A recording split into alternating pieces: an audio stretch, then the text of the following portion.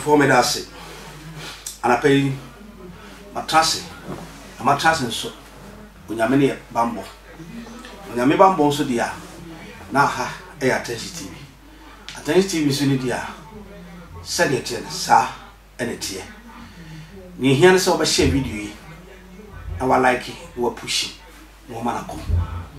Or for my memoir, Quenya be. Now, also, my Quenya. Me say, man, for data, and go ahead to Cassia. Man, for data, and go ahead to Cassia. What do you ahead to Cassia? Mammy, Papa, we not you. No more make sure they be. I forgot by what. And then, the movement of nature. Movement of nature. Movement of nature. Obisi, Papa, Kaka, I didn't see in hours. Thank you. Oh, Kube, Drawa, a weapon copra, and I say, Aquinato. Ne chance no, ne awono, Conku, no boy year than if from Concuna one. The patch of Fessijaso. For the Sukun Fancheka cram, more sort of boom. Na Fania, Conku, den. Na Papa ya. I'm in Chia, me and Papa, the from a church of Pentecost. I'm in Chia, me and Papa, and I'm in charge of the spiritual president. Upon a mission of New York is here. I'm in Chia, me the Queen. The patch of Sadia only see that we are. I knew who named main angel. Add there then for General. My catcher said, Nature idea, a mark Quenya, a ma family.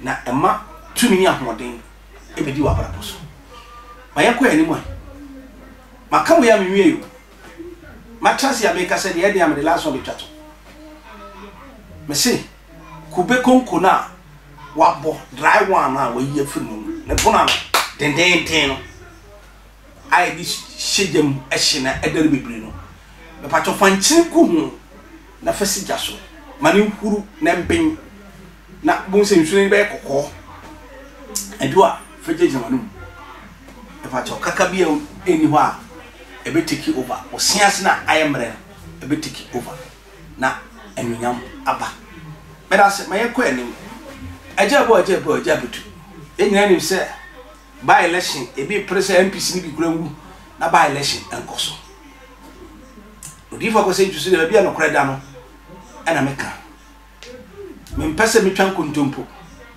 na ese kontompo henene me e fa totie e hu se na akunwa no wo NDC fonsem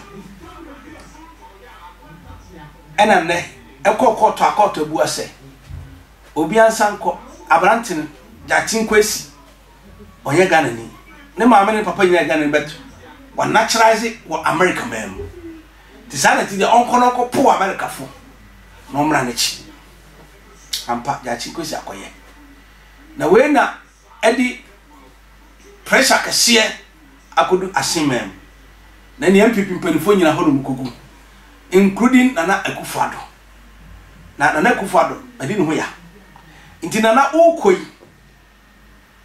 wankaso amwa adwuma ni yiu dama Nana ukaso be no watima kire ba akopempo free education de waye be dama ne de gota da kwan mu no anka kwan ya sei no ka betimi aboa na mo MPP fo ya de bia amagana hofuo ho adwiri wo mo about education na mama na shishire professional way adenti ana mo hu Assin kroya jachi kwesi ko wini na manko ye kwa na mo ba election ba de mo di sima bi emretia bi ade toba ade aye kwan excuse me ade aye kwan eyi atechefu kuro no Nana Akufo-Addo sign na utidua no e ka kire wo sign na utibua no e kire wo ebu fo ana e kire wa de papa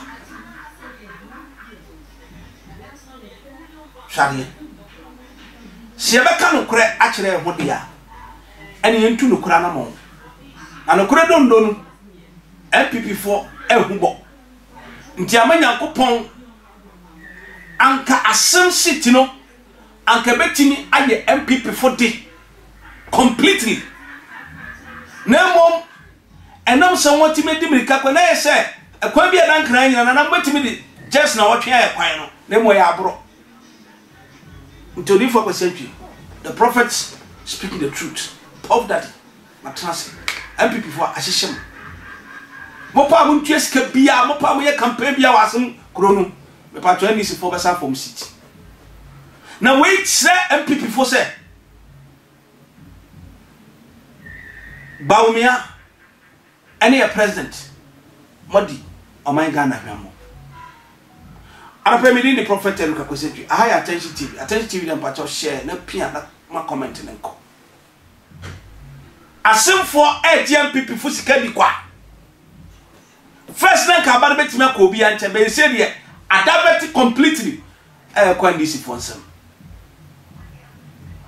nti MPP fu munja isika sai ya hu se modi timamfo adwendi agro orofo onipa bi a wo hwe me usika sai nye na won tia se na won ko wadi na ye we me pacho sunsu mu tu ba ko aye tue sika wo me am tie mi tu ba ko pe le bi am pese mi free mi ni pe bi am ko abro chire ko ya de ba mi tue sika enye free onipa bi a pese tu wo hunhun da nko hwe wo kra bambo ese o de man fire kwense edi na fatitiska kwense ba ko na twere wachi fato so fire kwense na bia mienu na fatitiska twene na fato so na fas gukuram na ti akoko mesa na fasim fagum na fasi umpa etifi o kra be fini padue no bo sa pa oko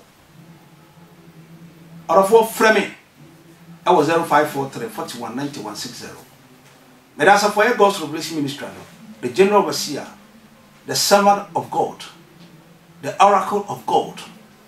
No so for me. A patch of Towasi, a catch of class, a be na aye. Medin and the prophet Eluka Kwesentwi the poverty. A patch of you. Messi, Opa said, O craft through Mount O qua Pecora.